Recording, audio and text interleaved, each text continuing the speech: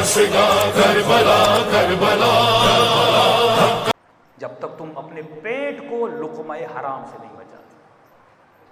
آج مومن کا کوئی سروکار نہیں ہے. آج بس وہ پیسہ کمانا جانتا ہے. اس کا یہ سروکار نہیں ہے کہ پیسہ کہاں سے آ رہا ہے. سرکاری ادارے میں ہے تو رشوت لے رہا ہے. الراشی والمرتشی کلاہما فی النار، دونوں جہنم میں چلے جائیں گے. لیکن اسے پرواہ نہیں ہے کیونکہ زندگی مٹیریلسٹ بن چکی ہے. اسے بس زندگی بنانی ہے. اور اسی حرام کی کمائی سے اتنا بے حیا ہے کہ امام حسین کی مجلس بھی کرواتا ہے. اسی حرام کی کمائی سے مسجد بھی بناتا ہے. اسی حرام کی کمائی سے امام باڑہ بھی بناتا ہے.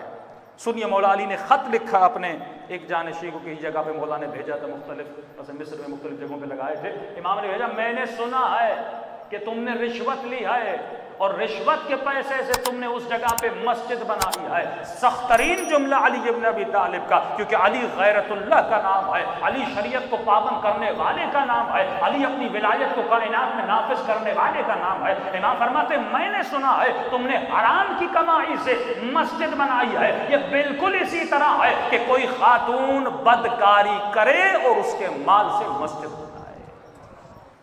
کیا اس سے کچھ ملے گا؟ تو اسے ثواب ملے گا. انما یتقبل اللہ من المتقین. خدا اگر عمل قبول کرتا ہے تو متقی سے عمل قبول کرتا ہے. اگر تیرے وجود میں تقوی نہیں ہے، نماز قبول نہیں، مجلس قبول نہیں، عزاداری قبول نہیں، ماتمداری قبول نہیں. اگر تیرے اندر تقوی نہیں ہے، تقوی نہیں تو بندہ نشہ کرے گا، تقوی نہیں تو بندہ جھوٹ بولے گا، تقوی نہیں تو وہ گالیاں دے گا، لیکن دوسرے دن جا کے امام کی عزاداری کرے گا. جب قیامت کے دن جائے گا کہے گا پروردگارا میں نے اتنی مجلسیں کروائی، میں نے اتنے ماتم کیے، میں نے اتنی مجلسیں پڑھی. اللہ کی آواز آئے گی جب تقوی تھی نہیں تو تمہارا کوئی عمل قابل قبول بھی نہیں ہے. عمل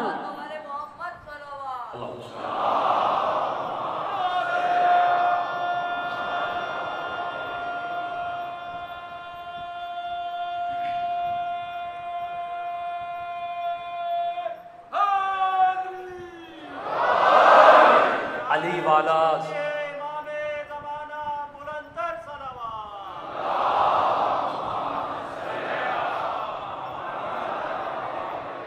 علی والا سوکھی روٹی کھانا تو برداشت کرے گا لیکن حرام کا لقمہ اپنی شکم میں نہیں ڈالے گا. آج پاکستان میں دودھ میں دیکھو تو ملاوٹ، مسالوں میں دیکھو تو ملاوٹ، کوالٹی دیکھو تو زیرو. یہ ملک کیوں پیچھے ہے؟ کیونکہ یہاں رشوت ہے، یہاں حرام خوری ہے. سرکاری آفیسروں سے لے کر اوپر تک چلے جائیں، اوپر سے نیچے تک آ جائیں، یہاں تک کہ ریڑھی والا بھی جھوٹ بولتا ہے. بندہ بزنس کر رہا ہے، بھائی جھوٹ بولنے کی کیا ضرورت ہے؟ گلاس بیچ رہا ہے، کہہ رہا ہے 100 روپے کا بیچوں گا.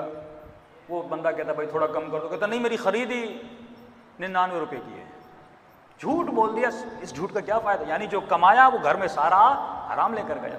رسول خدا گزر رہے تھے، سب بچوں نے رسول کا احترام کیا. ایک بچے نے رسول خدا کی بے احترامی کی، گستاخی. رسول نے اس کے باپ کو بلایا، فرمایا یہ ولد الحرام ہے. غصے میں یا رسول اللہ کیا میری بیوی نے خیانت کی؟ فرمایا نہیں، اس نے خیانت نہیں کی. جس رات اس کا نطفہ ٹھہرا تھا اس رات تو حرام کا لقمہ کھا کر گیا تھا. یہ بچے کیوں آج صالح نہیں ہو رہے ہیں؟ مجلسوں میں آنے کے بعد بھی کیوں ان کے وجود پہ تبدیلی نہیں آ رہی؟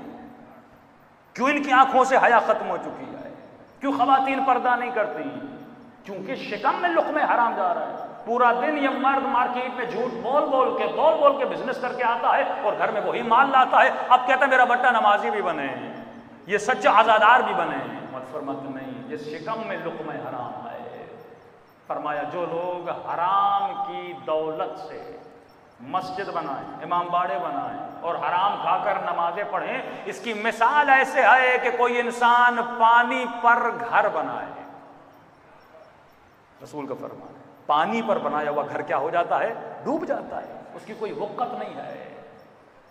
کہ قرآن کی آیت ہے نا کہ قیامت کے دن کچھ ایسے لوگ آئیں گے جن کا حبط اعمال ہوگا. ایک ہے ضبط، ایک ہے حبط. حبط مطلب ختم ہو جانا. ضبط کا مطلب کیا ہے؟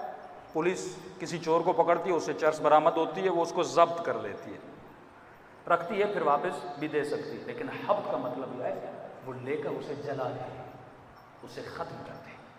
جو حرام کا لقمہ کھا کے ماتم بھی کرتا ہے یہ حبط ہو جاتا ہے، یہ مجلس حبط ہو جاتی ہے. اور قیامت کے دن کہے گا پروردگارا میں نے اتنے اعمال کیے، کہاں گئے؟